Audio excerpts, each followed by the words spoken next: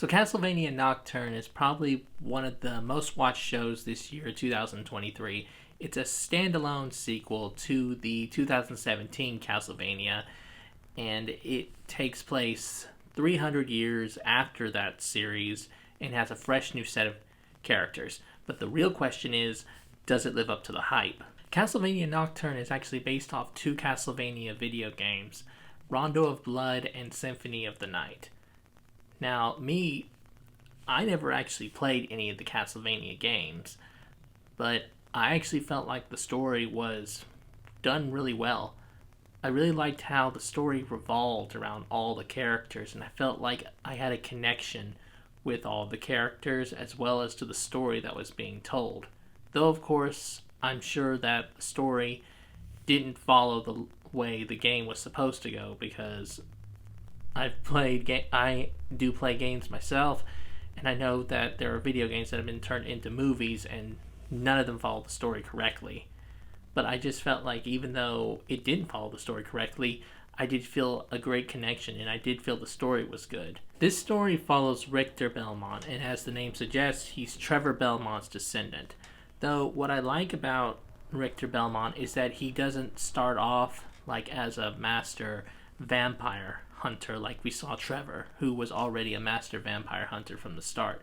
Yes, we see him as a child in the beginning, but then as we see him in the present day, he's still not a master vampire hunter yet, and he's still learning how to become the great vampire hunter that the Belmonts are known for. And he also is dealing with his own tragic past, and in order to unlock his full potential, he has to be able to conquer these demons in order to unlock his full potential and carry on the Belmont name.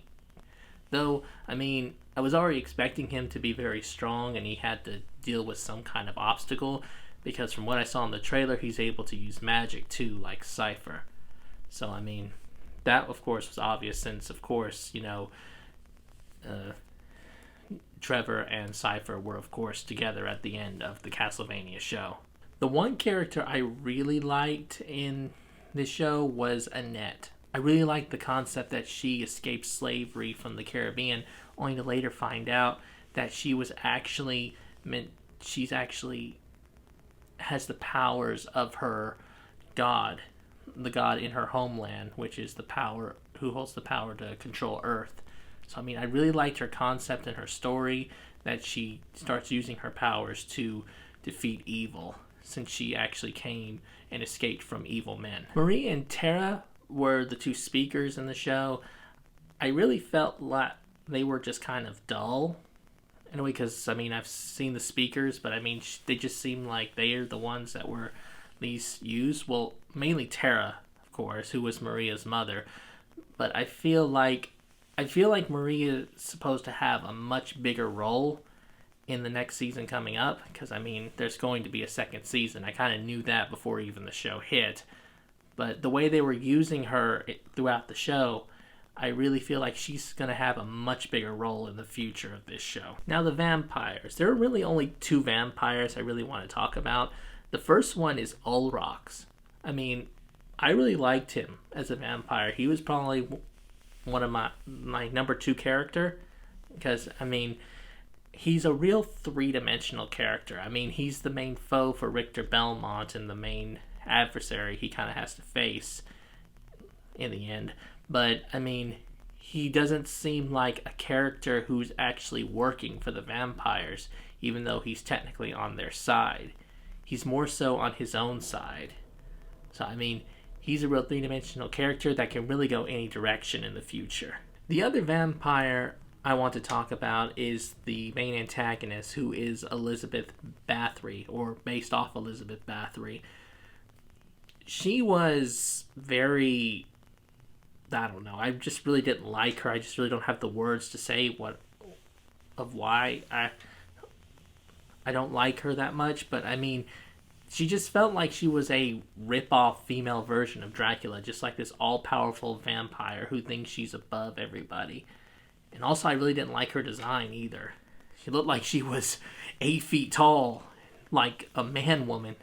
It just felt like her presence and her stature, the way they made her look, they were trying to make her like Dracula, and there's no way they can make her like Dracula from the first Castlevania, because he was just awesome. Although this had great characters in the show, I will say that this was a show that did not finish as strongly as it started.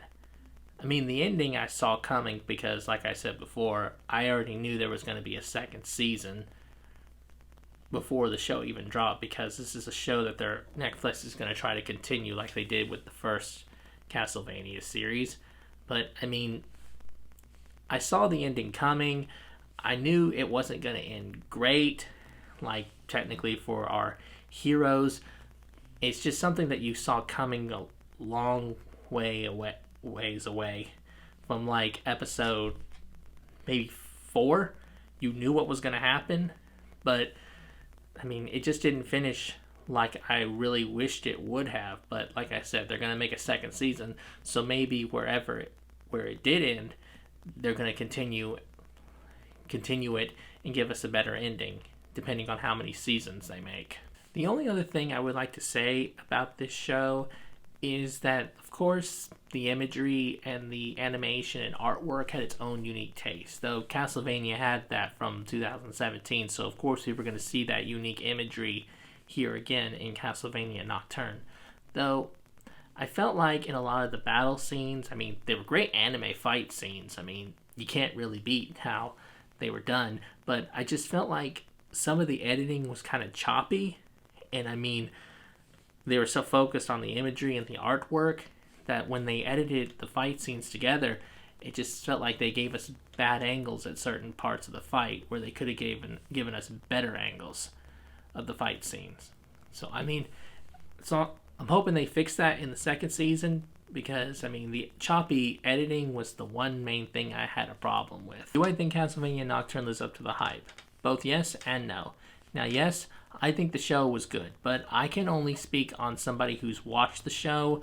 I can't speak on somebody who's played the video game, because I never did play the games. So, I mean, I can't speak on that part as a video game player. But if you did watch the first Castlevania series, I do think this one is worth watching. Now, I don't think it's better than the first Castlevania show, but then again, it's only the first season. So, I mean, how they follow up after this season, that will be the real question, because there have been many great first seasons, only for the second season just to fail horribly. Now, when we'll get that second season, I don't know. That could be next year, maybe the year after. Who can say?